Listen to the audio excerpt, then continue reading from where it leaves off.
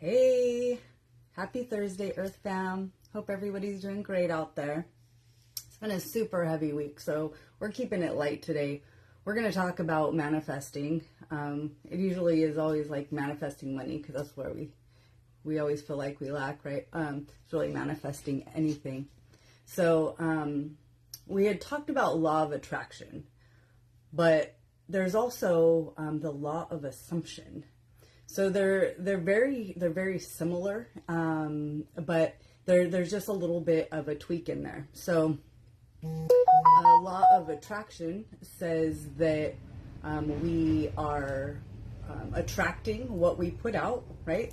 Our energy is bringing into us what our energy is putting out.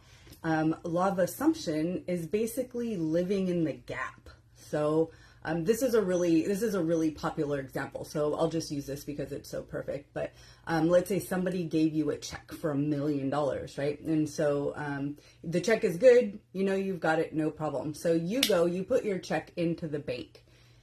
But the bank isn't going to cash your check for, say, 5 days, right? So you have this gap where you know that the money is there. You just don't quite have it in your pocket yet. And so this is living in the gap, right? So let's say you've done this thing. You're like, yeah, my money's on the way. So who is this person now, right? So this person changes because you go through this kind of like, oh, like, wow, okay, like I have this thing and it's freeing me up. So now the money that you already have in the bank, it's a little easier to spend, right? You're like, you feel like $1 million. You're like, yeah, let's go to dinner. Let me take all my friends to dinner. Let's do all this stuff, right? So it changes who you are on a mental level. And this is living in the gap. Can you get yourself into this space? Because then we're back to law of attraction, where now what you are putting out is you are this $1 million attitude. And now it's coming back into you. And we can't really talk about law of assumption without talking about Neville Goddard. So he is a huge advocate teacher of the law of assumption. But he was born in like 1905, and then in 1933 somebody taught him this, and I don't think it was actually under the words the law of assumption, but he was taught this process, if you will. So this stuff has just been around for a long time. This is not new stuff. This is just stuff that we haven't been given because the people that are in charge of all of the little human cattles, they don't really want you to know that you can manifest what you want, what you need, anything. If we're not struggling to work for money and we're not making money, they're not making money, right? Our frequency is very low. So they want our frequency very low so that what we are manifesting is on a low frequency. And this is not necessary. So as humans, it's kind of like a rite of species. This is what we do. We are creators.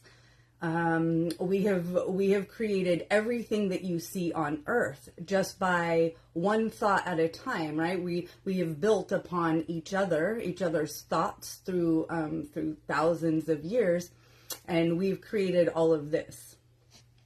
And there's as far as I see it, there are two basic ways that you can like really tap into this. So there is the way where you give your power to something that you consider to be a higher power, and you ask this higher power to bring these things into you.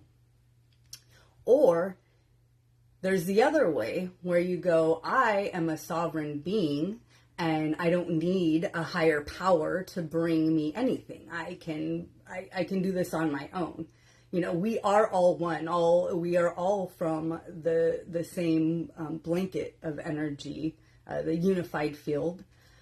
So you don't actually need a higher power, but we haven't been taught that for the same reason that I talked about earlier. They want us thinking that we need to look outside of us in order to create, in order to get everything that we need. So instead, we own ourselves and our energy, and we bring in everything that we want. I mean, there's really no reason other than our own blocks that we're not drawing in everything that we want.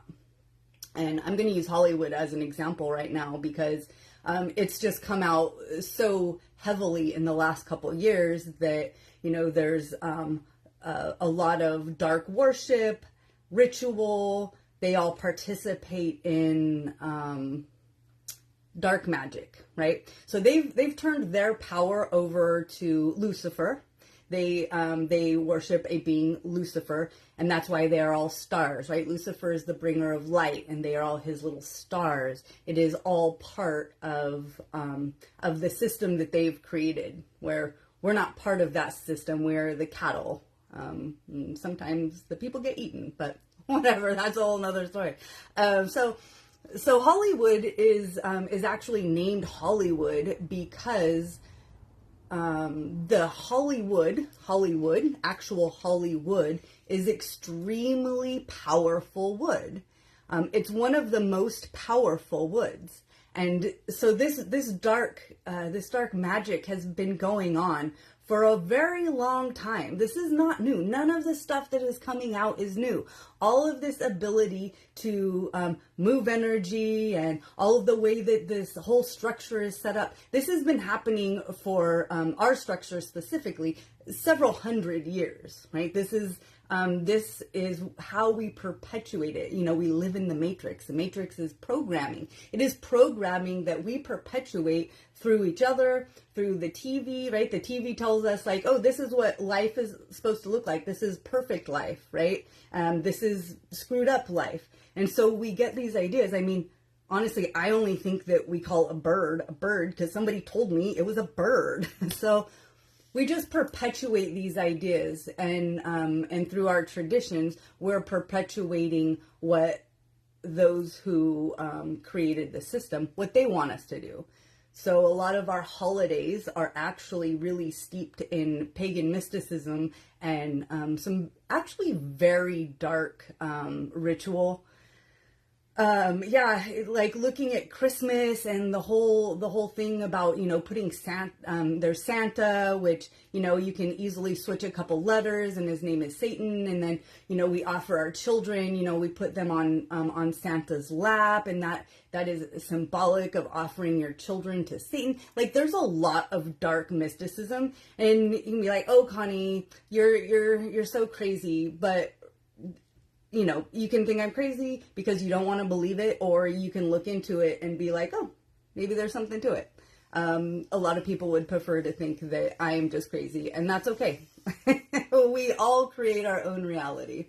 So anyways, I was gifted some beautiful dry Hollywood, and I've been able to make some different items. This thing, I don't know, those who are really sensitive to energy can probably see its aura coming through. This thing is really, really bright. Like I was originally making it to sell it, but I'm kind of falling in love, so I don't know if I will. I have other Hollywood that I'll be making other wands with, but you know, it's a spectrum. We're like, okay, so we're manifesting and we're doing this stuff, and the evil people, they're doing that stuff is what we are tapping into evil. Well, we have to look at that, right? Because the spectrum of evil to best intentions to good, what is that? And how does that play out? Well, it plays out very differently on the human aspect as to the spiritual aspect, right? Because we're using all the same energy. We're using the same laws. There's not like, oh, the bad people get to use this energy and good people use this energy. When it comes to laws of assumption, laws of attraction, pulling things in, it's just a universal law. And quantum physics is the best scientific way that we can explain this stuff. So you have to decide, like, am I using my powers for good or evil? You know, it's all the same energy. So if I use this wand to cast love across the universe, or I use this wand to poke somebody's eye out, the wand can be used for both things, but it's all in intention, right? Did I ever intend anything evil? No. So my frequency wasn't in that space. I wasn't in a low, dense, dark space. I was in an elevated frequency when I cast my spell, when I put out love. There was no ill intention. So therefore, I'm not using anything evil. There's no evil to be had here. However, I can easily just switch the way that I think and turn it into evil. So it's really all boils down to intention. And we have not been taught how important intention is. Intention is everything. When you wake up in the morning and you intend your day, you're like, okay, I intend to have a good day. So you are now looking for pieces in your day that are validating that, yes, I am having a good day, because we manifest on all these levels, right? So they're just the very basic level of what I was talking about. It's just our perception of what is around us. We can't perceive everything around us. There's too much going on. So if I say I'm having a good day and I want to pick out the pieces of my day that are proving to me that I'm having a good day, when something shitty happens, I'm not in a lower state. I'm already in a raised state going, my day is going great. My day is going great. And now, like, there's this little blip. And so now I have to assume that this little blip in my day is only to move me farther ahead in my good day. Or I can let it completely unravel my day. So we have to choose. And sometimes it's not that easy to choose happiness every day. It just isn't. We live in a very dense place and stuff constantly rolls on top of us. But when something happens and say it knocks you down, then you allow whatever feelings that need to process. Okay, I'm angry. Okay, I accept that I'm angry. I'm going to feel my little anger, but I'm going to move out of that frequency as fast as I can, without hindering myself, right? We're no longer burying our emotions. We're allowing them to flow through us, which actually happens relatively quickly. So we're just, we are accepting whatever emotions are coming up, and then we are moving through it to get back to our good day.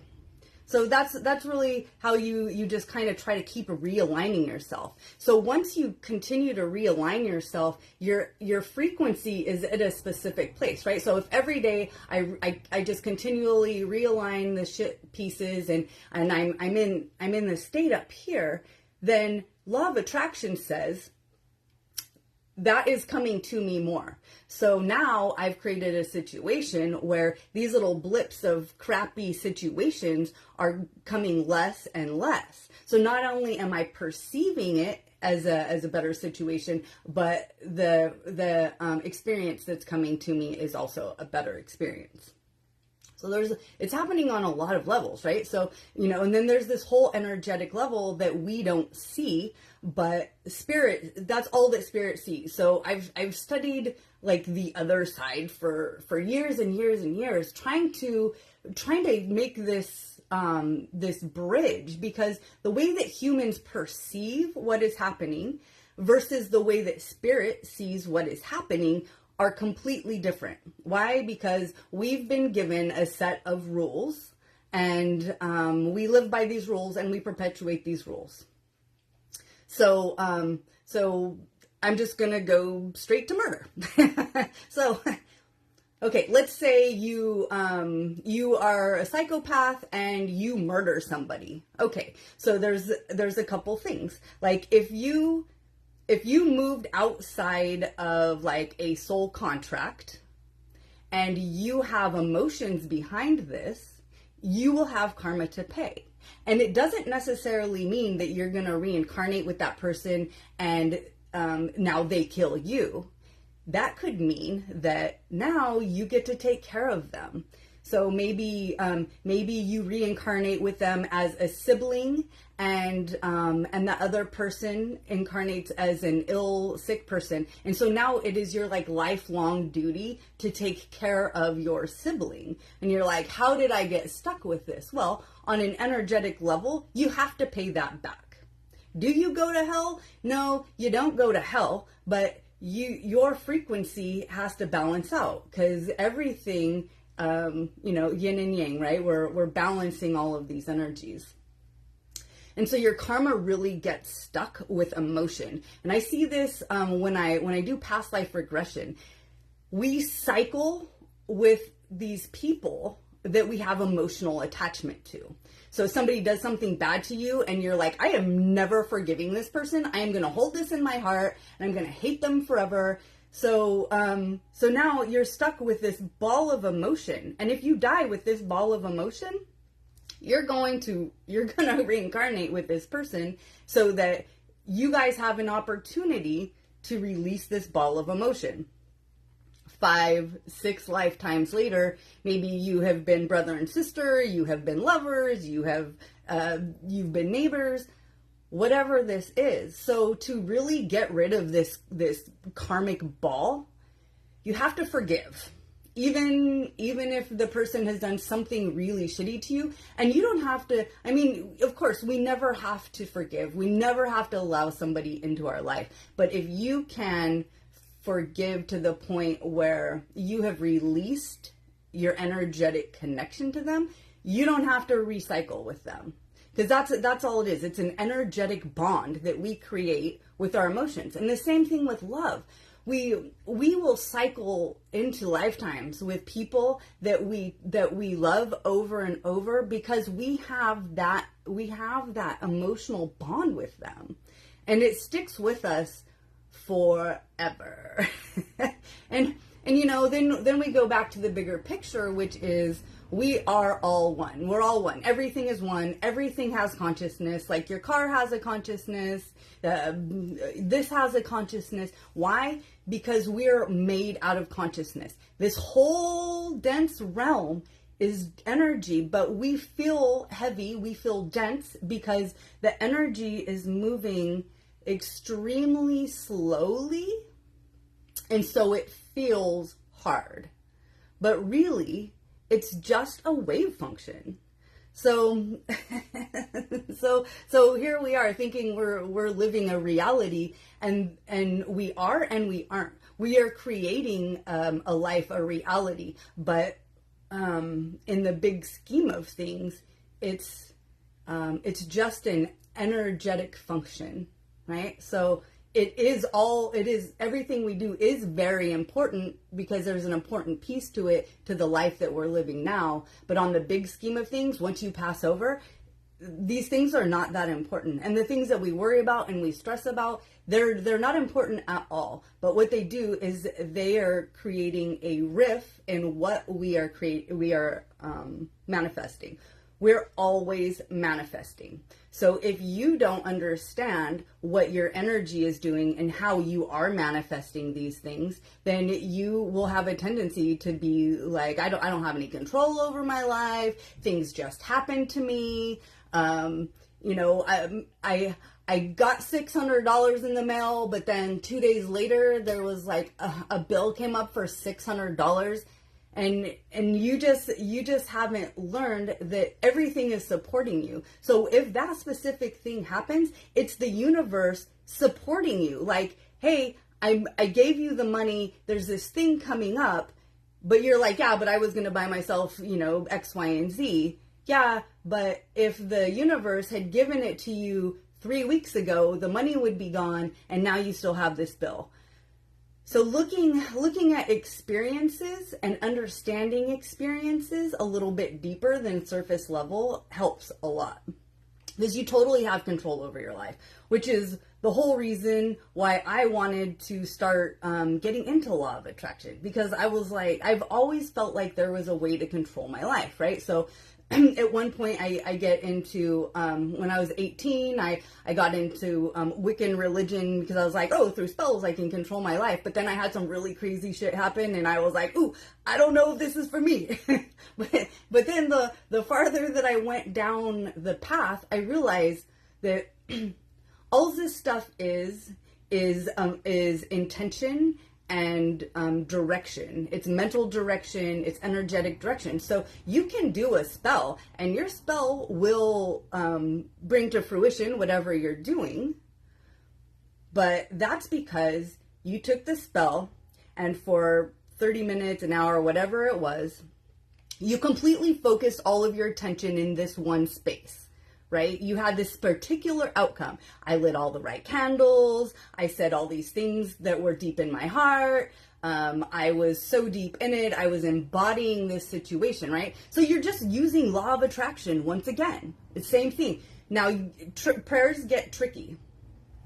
Prayers are very tricky, right? Because in a prayer situation, the teaching is you just ask. You just ask and you shall receive. Yes.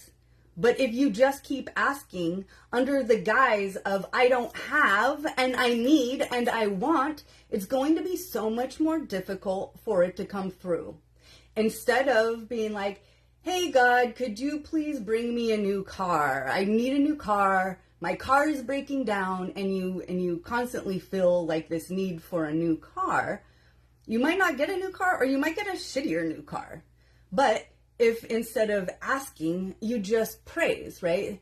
Thank you, Lord, for bringing me everything that I need and bringing me that new car that is reliable. It fits my whole family. Like, go into the story of how great it is that you received it. Live in the gap. So you want to have that feeling that you have this car. So using prayer to ask for things or using prayer to be grateful for things is a very different energy. And none of it is evil, even though we're all working off of the same energetic principles. It's not evil unless you are projecting evil. And, like I said, if I'm gonna poke somebody's eye out with this versus I'm gonna spread love with this, this is just very different. And that's everything, right? Our energy is everything. That's what all of this is based on. So yes, your intention matters. It completely matters. And don't think that your imagination is, that's what we've been told. Oh, it's just your imagination. Oh, don't be silly, right? Oh, you're just off daydreaming. But these are the spaces where life is built. So if you can dream yourself a big life, well, for one, that means that it is in your realm of things that are available to you. But also, if you can dream this big life, you can move there. And depending on where your energy is, you can move there faster. And so that this is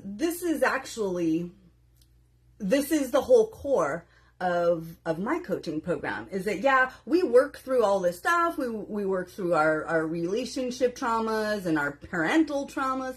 But ultimately, my goal is to help people clarify themselves energetically so that they can manifest, right? That's another level to it, but that's ultimately why I do what I do, is because we're just clearing up our shit so that we can be that powerful sovereign being, that we are not stifled by all of these pieces in the matrix, in this world that we live in.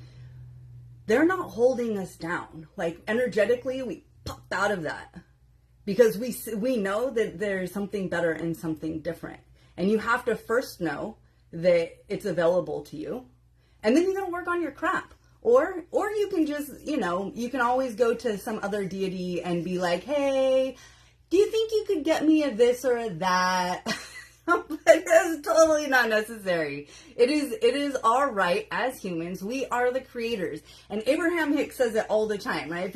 If you're looking into law of attraction, Abraham Hicks is the way to go. And they're constantly, it's all the same information. It's it's nothing new, and it's nothing different. It's all about what you're putting out, you're bringing back in. So law of assumption, a little bit different, just a little tweak on it. You're living in the gap of I have it, and you become that person. So we're going to get into timeline hopping. I mean, you can move out of this dimension and move into a different timeline where the things that you want are, right? Because ultimately that's really what we're doing with our energy. But there's so many levels and layers to this. And so, just one layer at a time, right? We're going to absorb it. We're going to use it. We're going to validate it. Because the more you start using this, it's super fun. It's super fun when you're deliberately manifesting something and then it pops up, right? In The Secret, they use something simple like a cup of coffee. Like, start manifesting just a cup of coffee and watch people bring you coffee. It's it allows us to play in the magic of life that we were not taught about. I mean, I would have much rather had a course on energy and moving energy when I was in high school, than some of that other stuff that they were lying to me about.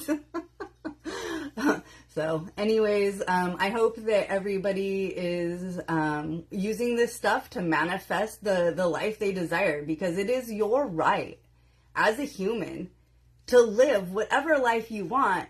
We've just been dumbed down and told that these things are not available to us. And it absolutely is. And you don't need to ask anybody for permission or for your things. You are a magical being. So speak your truth. Live in the light for sure. You don't want to go to the dark side. And spread the love. Always spread the love. Live in the magic, my friends. I love you.